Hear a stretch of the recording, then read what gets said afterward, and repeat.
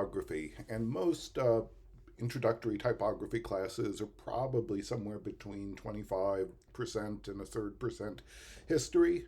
And the reason for that is, I think, twofold. First, typography rather, has a long and important history. It was essential to the growth of literacy. It was important for the spread of information and fueling the Renaissance in Europe, and also because a lot of the terms we use as typographers come from a tradition and a technology which we are no longer using. You can set type as easily on any computer now than, easier on any computer than any of the things we're going to talk about in this video, and there'll be a follow-up video a little later in the semester. But we still use, when we talk about type, we still use a lot of the terminology of type, and you'll be surprised to learn, I think, that a lot of the terms you use in casual language are originally emerged from printing and the typography industry. So we're going to start at the beginning, about midway through the 1400s, and if you watch the Connections video I asked of you, it talked a little bit about the growth of the paper industry and how a cheap surface to print on, paper rather than parchment, made books cheaper and more available. So that also helped create an environment where printing could be distributed widely. So I usually start out with the question, what did Gutenberg, and that's Johannes Gutenberg, invent? And someone in the class, when it's live, usually dutifully answers the printing press. And the printing press, this is a Gutenberg style press. This is a little bit later than Gutenberg. His would have been made of wood, and this is a metal one, but it is the style of press he used. But he did not invent the printing press. There was printing from wood plates and other surfaces. There was presses used for extracting juice from grapes. These were all available. He did not invent the press, but he did modify it slightly, and he did invent movable type. And this is very close to what the original type would have looked like. This is a modern version, and I could tell it's a modern version because it has a little nick in it, and the nick is there just to indicate what's the bottom of the type, and that's useful for the same reason I suppose you have dots on your keyboard to help you find things. But there are a lot of letters, for example, lowercase p's and q's, that are mirror images of each other, and also a couple of others. And so, when you're setting this would be, of course, be a mirror image so that it would print right reading. Just like if you held words up to a mirror, those would be wrong reading. Those would be mirror image.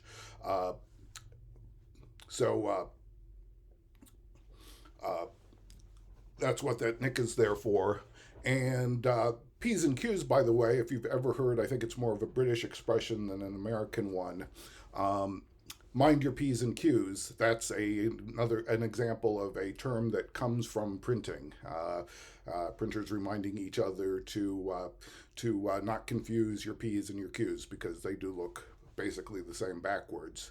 And let's look at this also character for a minute that was printed. And you can see that it is a combination of a F and a T character. So it's an unusual version of this character. It's an unusual one of these, but this is a character called a ligature. Whenever you have two characters that are designed together to be seen together, it is a ligature. So common ligatures would be A and E, the AE, or the F and I, where the dot over the F also is the dot over the I. And some fonts don't have very many ligatures, but some fonts have quite a few of them.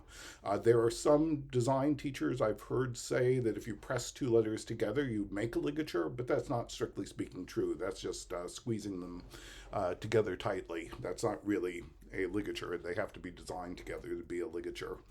Uh, so that little piece of metal type,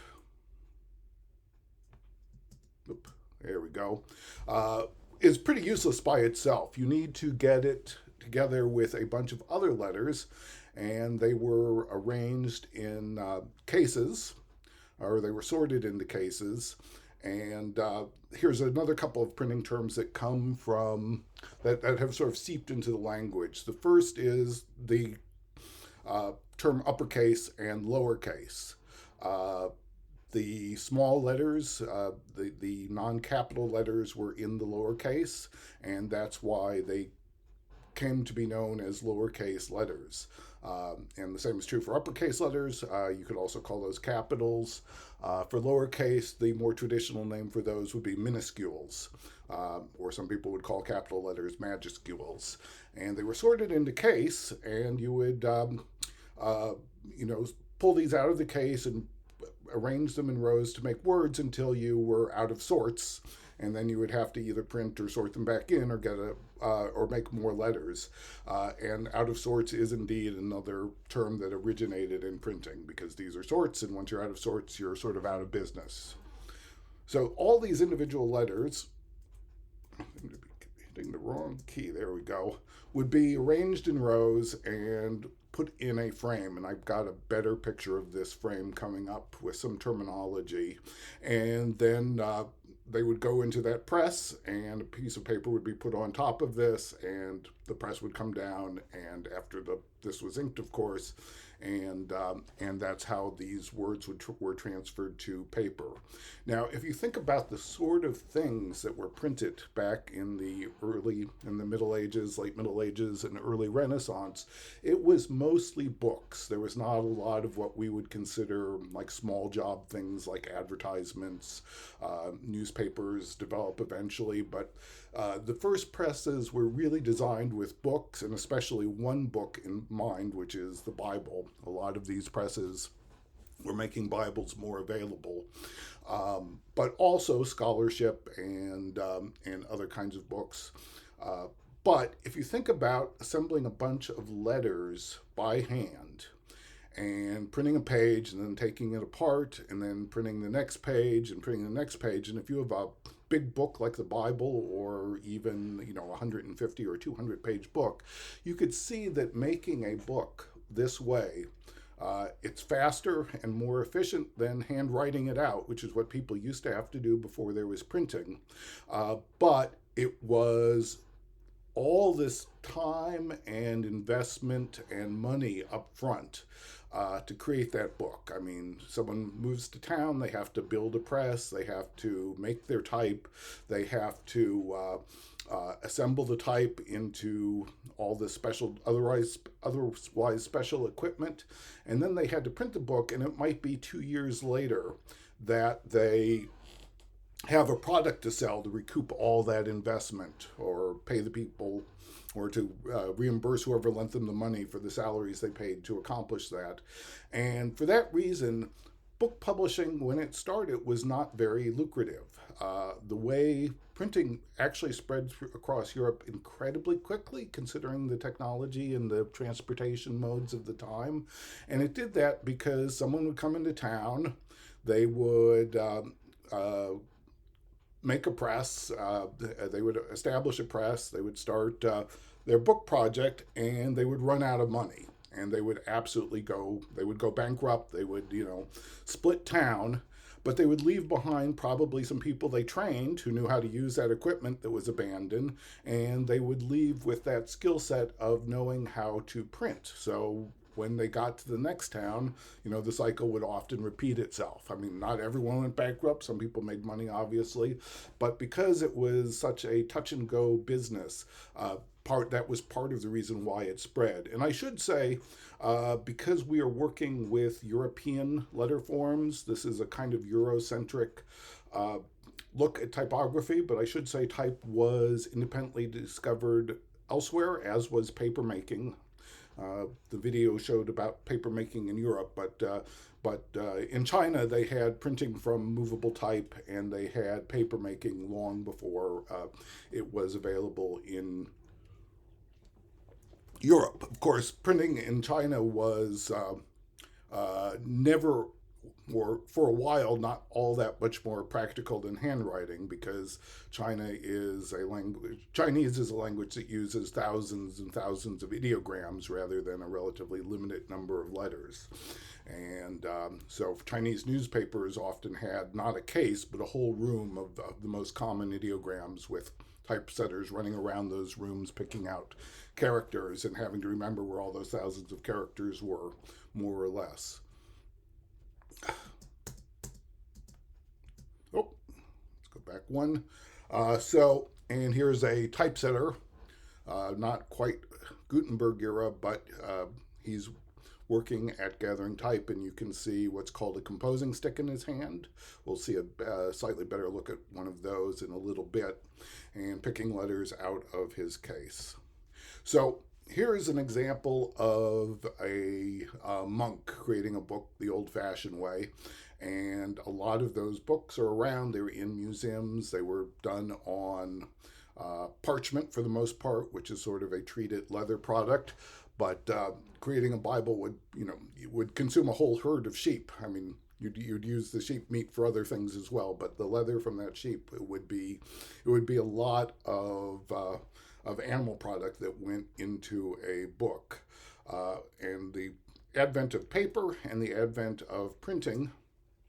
Here's another example of what's called an illuminated manuscript page that was hand drawn and hand painted, often by different people. But as we said, it led to the spread of ideas. It led to the spread of literacy because it made words just that much more available. When a book was handwritten and cost the equivalent of thousands of dollars, obviously there were a lot of people who could not have those books. So that is a composing stick, and it has a bunch of type in it. And the other thing it has that's notable is this adjustment thing. So if we think about type in lines, you want those lines usually to be all the same length. And so this is just an adjustable thing that you can set so that all your type, when you know you've filled this up, you have a line of type, and it's ready to deliver. Now, when Gutenberg invented type, he also had to invent a way of manufacturing that type. And this is, I wish it was a better diagram, but this is a mold meant for casting type. And it is an adjustable mold to accommodate different widths of letters. And what you would do with one of those is you would put one of these in the bottom of it. This is what's called a matrix, and it has a molded out letter, and then you would dip metal into it, type metal, which is mostly tin, but it's a combination of other metals as well, and cast a piece of type.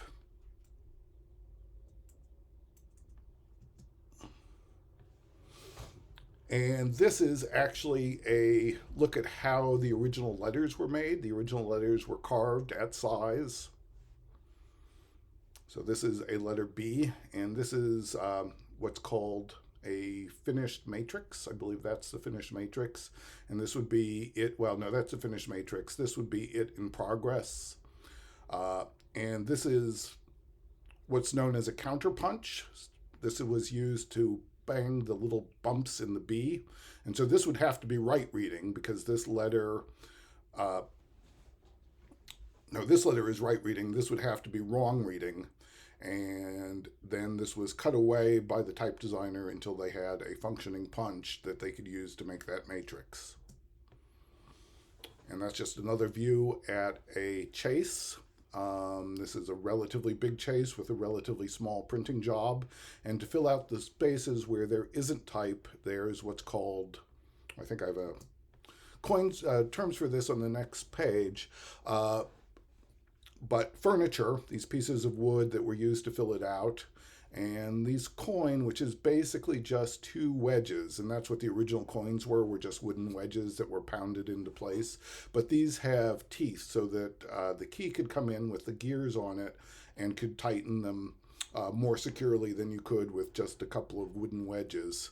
And the frame is the chase, And you would compose your type. You would gather your type at a case, but you would compose it into columns on a composing stone, because those were really smooth, and you could make a stone really smooth, and you wanted this to sit on something that was very smooth, because you want all these letters to be the exact same height for when they print. And composing stones were actually often made from headstones that had an error in it. So it's kind of ironic to think that on the bottom of the stone where you're trying to get the type right and perfect, there's usually like a typographical error under there, because it's just a unusable and repurposed headstone. That's just another close-up look of the keys, so that you can see, the gears for the teeth to tighten them. And the other big difference between most type then, and type you will see in most things that you read on paper, is because type was a physical object, and because it was actually put into the paper, it had what is called a bite. And if you look at this is angled, and we could see there's just a little bit of indent where that letter was pushed into the paper. I went to college. This is no longer true of this paper. This newspaper still exists, but I went to college in a town that actually had the last sort of hot metal newspaper in the country. And so they still had not this technology, but the successor to this technology, which we'll talk about in the next video about history. Those pages did have a little bit of a bite, and there were a couple of other things that made them a little bit different than most other papers. And I think that is my last slide for history and technology. So this is the origins of type in Europe anyway. And basically the story of type after this is the story of technology, until eventually everything that it took poor Gutenberg 2 years to do, you can do in minutes on your laptop.